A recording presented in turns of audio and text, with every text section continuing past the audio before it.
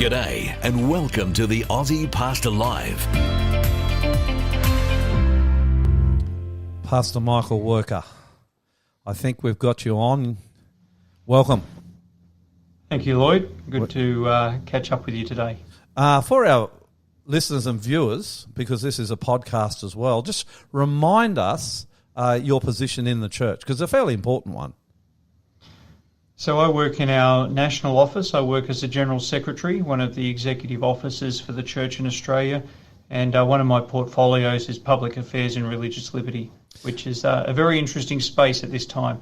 We were talking about you the other day, someone said, what's his position? I was trying to explain it to General Secretary, and what does that mean? I said, well, actually probably means second in charge in the Church of Australia. Is that correct?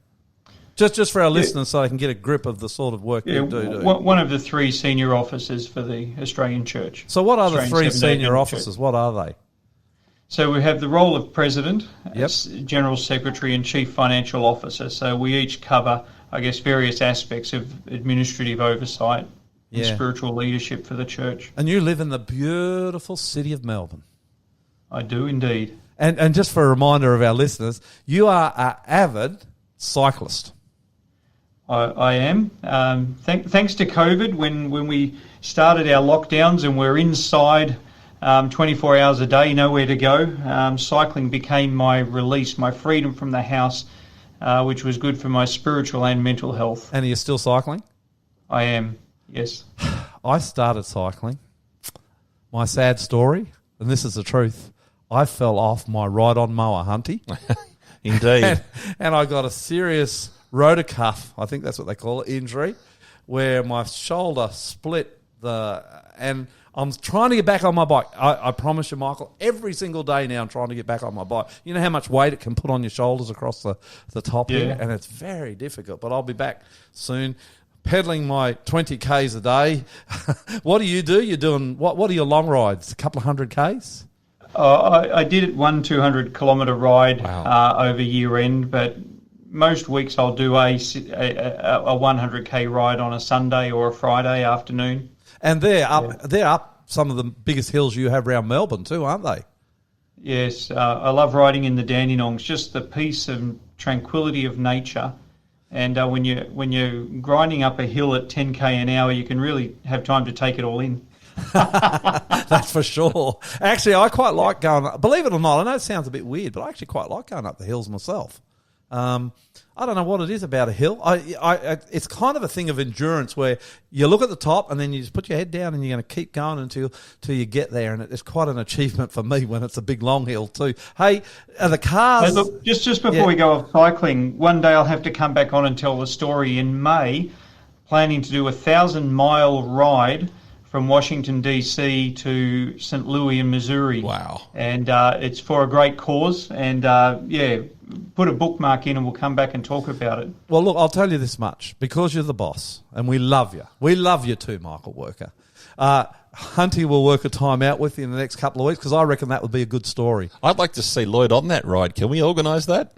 I'll tell you what, pay for my airfare and I'll be over there in an instant, mate. I'd love it. I reckon we could take the head around. There's a lot of people who'd like to see that. I'd do it, bro. I'd love it. How many days to do the 1,000 Ks? 1,000 miles. 1,000 miles. 1,000 miles, so 1,600 Ks. We're doing 11 rides over 15 days. Yeah, that's tough. I probably wouldn't make that. But look, someone give me an airfare to go there and I'll give it a go even if I only make the first 20 Ks. Okay. Just before we go on, what are you raising money for? We'll talk about it properly next time. But what are you? Yeah. It's not a fundraiser. It's about mission. Okay. And health. Okay, I'll be interested to talk to you about that. Last question on bike riding: do you find it safe, or the cars? Do you get respect? Or have you had some close calls? Thankfully, praise God, I haven't had any close calls. I try and stay off the major roads during busy times. The major roads is mostly with a group. The roads in the Dandenongs, so many cyclists up there. The cars are pretty respectful and don't have too much trouble. Actually, I did get, a couple of months ago, knocked off by a car.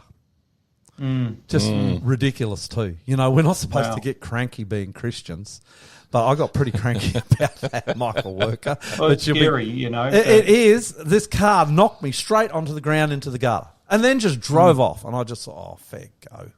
Anyway, let's not. Pretty serious subject. I want to talk to you today about the Religious Discrimination Bill. You've already spoken to us a little bit about it, but we said we'd come back for an update. I kind of get a feeling this might not be the last update either, but for our listeners, can you just remind us what the Religious Discrimination Bill, which has just gone before the Federal Parliament, what it actually is? So the purpose of the Religious Discrimination Bill is to provide protection for people of faith and faith-based organisations to prohibit them being discriminated against on the basis of their faith. And, is it needed? Absolutely. You know, Australia has made a commitment under international law to protect freedom of religion, but it's actually never been legislated. Some of our states and territories have it, but not all of them. So in New South Wales and South Australia, there is neither protection at a state or a federal level. And federally, we've got protection for age, race, sex, disability, and the fundamental human right of freedom of religion. It's something we've taken for granted. It's been a cultural norm, but increasingly it's not, and so a protection framework is necessary. Did you say it's actually not in New South Wales? No. Which is amazing when you see our Premier just the other day scoffing at the Prime Minister saying it wasn't needed, and he is a man. Our Premier is a man of religion too, so I was a bit surprised to hear that. Well, 12 months ago, the New South Wales had an inquiry into enshrining these same principles into state law, and it overwhelmingly recommended that New South Wales needed to enact legislation, but they took the view of, well, let's wait for the Commonwealth to figure it out first, and we'll follow them, which was a very disappointing decision. Yeah, so what does that discrimination bill actually mean practically for Christians? Practically, what does that mean for me, and why is it important? So if at the moment, as a person of faith or as being part of a faith community, you feel that you have been discriminated against because of your faith, whether it's your dress, if you're Islamic or Sikh, whether it's your practicing of a holy day such as the Sabbath as a Seventh-day Adventist, if you feel discriminated against, you actually have no federal or state-based protection where you can bring a complaint against that person.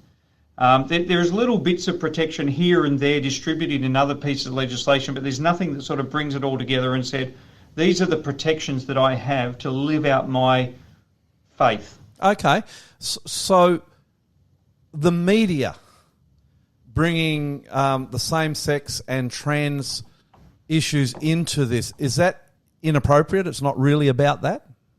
Or is it about that? The Religious Discrimination Bill does not authorise any discriminatory acts against another person on the basis of their attributes like sex, age, disability, sexual orientation or gender identity. But there was a campaign that tried to say that the Religious Discrimination Bill was going to put the right to freedom of religion above certain sexual attributes. That's actually not in the legislation, but that's certainly a narrative that's been in the media, and it is really disappointing to hear that being put forward. What we're wanting as people of faith is to have freedom of religion on an equal footing with these other protected attributes, not to dominate it. Has it got anything to do with who the churches could, and when I say churches, I'm talking about all the churches, whether Islamic or Christian or Sikh or whatever. Does this Religious Discrimination Bill have anything to do with who they could and couldn't hire to work in their system?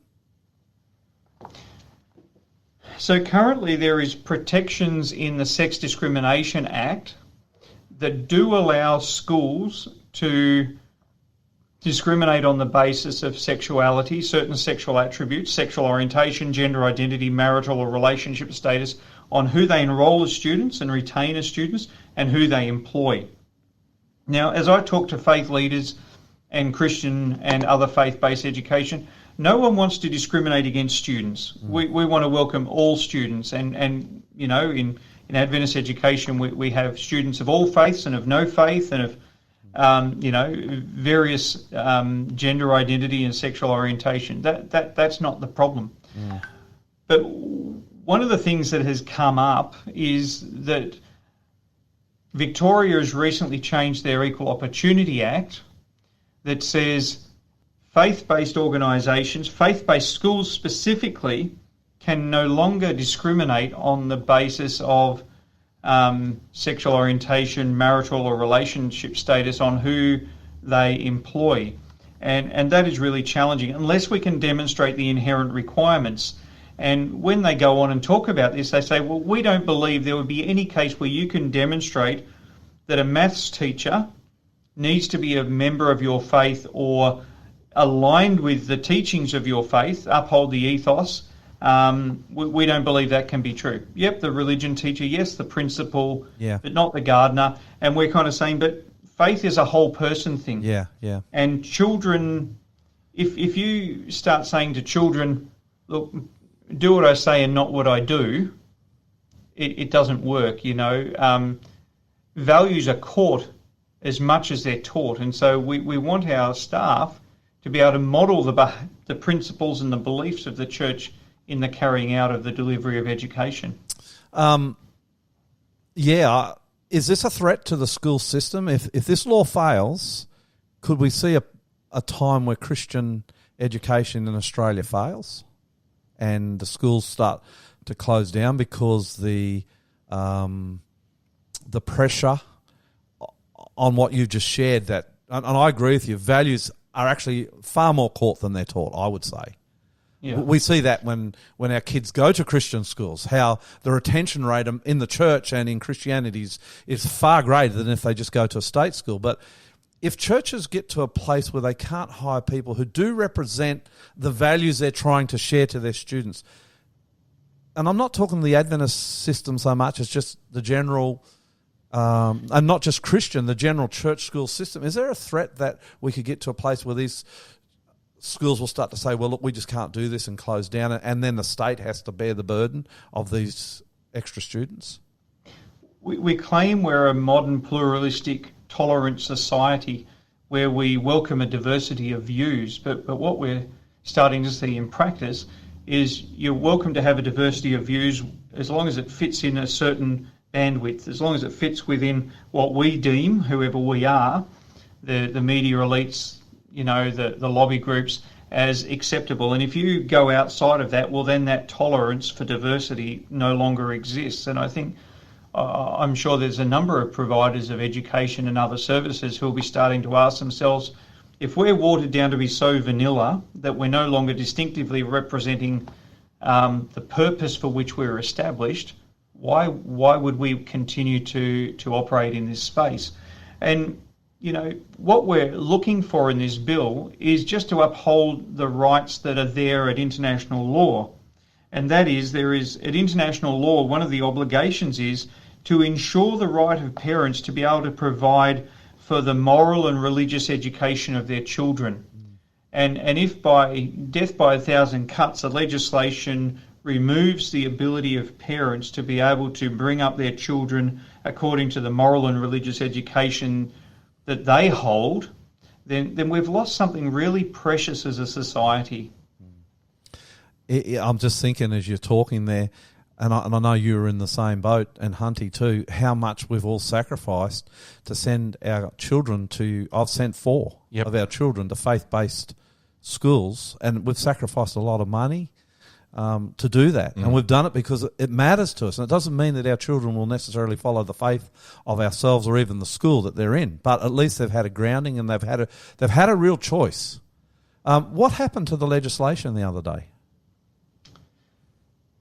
That's a very good question. It got hijacked in many respects, and amendments were put up that basically, well, if you want to use a more colloquial term, gutted the bill. Yeah. It took the heart and soul of the bill out of it, that if it was passed, well, there was some legal technicalities that needed more thorough consideration.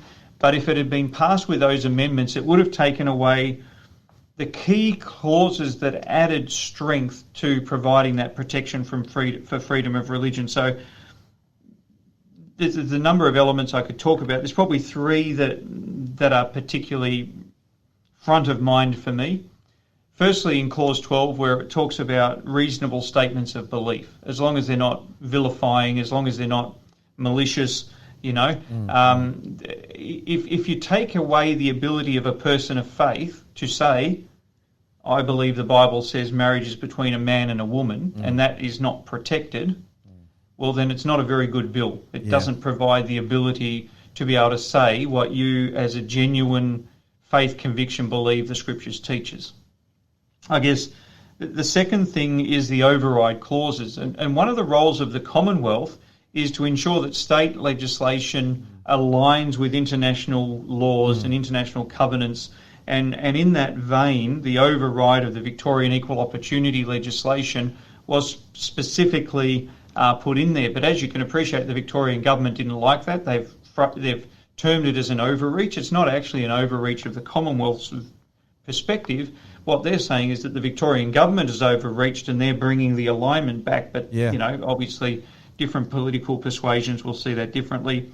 And then, I guess, also troubling was the removal of the protections in Clause 38 of the Sex Discrimination Act, particularly Clause 38.3, which again was going to remove the ability of faith-based schools to be able to employ and retaining employment those people who uphold the ethos and the values of the schools that they work for.